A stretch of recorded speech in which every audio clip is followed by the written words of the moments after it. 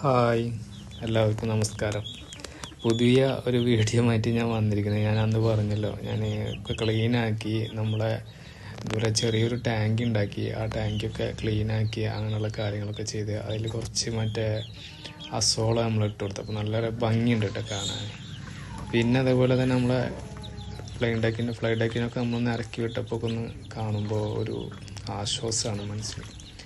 എനിക്ക് ശരിക്കും പറഞ്ഞു കഴിഞ്ഞാൽ ഞാനിപ്പോൾ രണ്ടാമത്തെ വീഡിയോ ഇടാൻ എനിക്ക് കൂടുതലും ഇൻട്രസ്റ്റ് വന്നു വെച്ച് കഴിഞ്ഞാൽ ഞാനിപ്പോൾ ഈ ഒരു വീഡിയോ ഇട്ടതിൽ തന്നെ അത്യാവശ്യം പേര് തന്നെ കണ്ടിട്ടുണ്ട് കേട്ടോ. അപ്പോൾ കാണുന്നവരൊക്കെ നമ്മൾ മാക്സിമം ഒന്ന് സപ്പോർട്ട് ചെയ്യുക, സബ്സ്ക്രൈബ് ചെയ്യുക, അതേപോലെ ലൈക്കും ഷെയർ ചെയ്യാനൊക്കെ ഒന്ന് ശ്രമിക്കട്ടോ.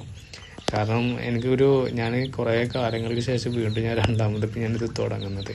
കാരണം നമ്മളൊക്കെ പഠിക്കുന്ന സമയത്ത് നമ്മളിതൊക്കെ വളർത്തുന്നതാണ്. അപ്പോൾ ഞാനൊരു 16 വർഷം മുമ്പ് എൻ്റെയൊക്കെ എല്ലാ ഐറ്റംസുകളും ഉണ്ടായിരുന്നു. A to Z, മുയൽ, അതേപോലെ തന്നെ കാട, അങ്ങനെയുള്ള എല്ലാ ഐറ്റംസുകളും ഉണ്ടായിരുന്നു. ആട്, പശു, പോത്ത് ഒക്കെ ഉണ്ടായിരുന്നു കേട്ടോ.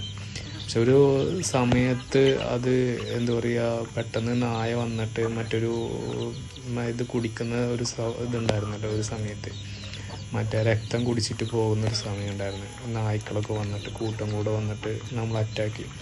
അങ്ങനെ ഒരു സമയത്ത് വന്നിട്ട് എല്ലാ മൃഗങ്ങളെയും എല്ലാറ്റിനും അറ്റാക്ക് ചെയ്തിട്ട് വളരെ വലിയൊരു നാശനഷ്ടം തന്നെ സംഭവിച്ചിട്ടാണ്. പിന്നെ ശരിക്കും പറഞ്ഞു കഴിഞ്ഞാൽ രാവിലെ നീറ്റൊക്കെ പോകുമ്പോൾ കുറേ മൃഗങ്ങളതൊക്കെ ചത്ത് കിടക്കുന്നത് എനിക്ക് കാണാൻ പോകാൻ പറ്റിയിട്ടില്ല. കാരണം എന്ന് വെച്ച് കഴിഞ്ഞാൽ നമുക്കത് പറ്റുന്നില്ല, അങ്ങനത്തെ ഒരു അവസ്ഥയിലായിരുന്നു.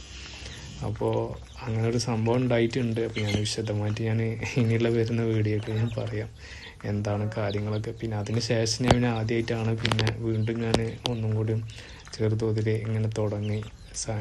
അത് നമ്മളൊരു കൗതുകത്തോടെ ഒരു പേരിലാണ് നമ്മളിങ്ങനെ തുടങ്ങുന്നത്. അപ്പോൾ നിങ്ങളെല്ലാവരും സപ്പോർട്ട് എനിക്ക് മാക്സിമം തരണം. അതാണ് നമ്മുടെ ഒരു ഊർജം തന്നെ. അപ്പോൾ അന്ന് ഞാനൊന്ന് തളർന്നതാണ്, 15 വർഷം മുമ്പ് തളർന്ന. പിന്നെ മൃഗങ്ങളെ അത്രയും നമ്മൾ മൃഗങ്ങളോടുള്ള ഒരു അറ്റാച്ച്മെൻ്റാണ് അതിലുദ്ദേശിക്കുന്നത് കേട്ടോ.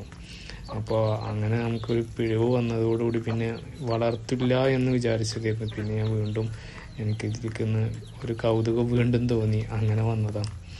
അപ്പോൾ അന്ന് നാശനഷ്ടം മാത്രമല്ല, നമുക്ക് അത്രയും നമ്മൾ വളർത്തുന്ന മൃഗങ്ങൾ പെട്ടെന്നൊരു സുപ്രഭാതത്തിൽ ഇങ്ങനെ വന്ന് അറ്റാക്ക് ചെയ്യുമ്പോൾ നമുക്കുണ്ടാവുന്നൊരു വിഷമം ഉണ്ടാവുമല്ലോ, അത് ഭയങ്കര വിഷമമാണ്.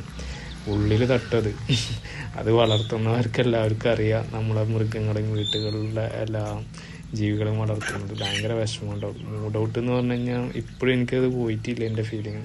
പിന്നെ കുഴിച്ചിടാൻ അങ്ങനെയുള്ള കാര്യങ്ങൾക്കൊക്കെ പണിക്കാരാക്കുക ചെയ്ത് ഞാനങ്ങോട്ട് പോകാനുള്ള ഒരു മനസ്സ്, നമുക്ക് കാണാനുള്ള ഒരു മനസ്സ് പോലും എനിക്ക് അന്ന് ഉണ്ടായിട്ടില്ല എന്ന് ഞാൻ പറയണത്.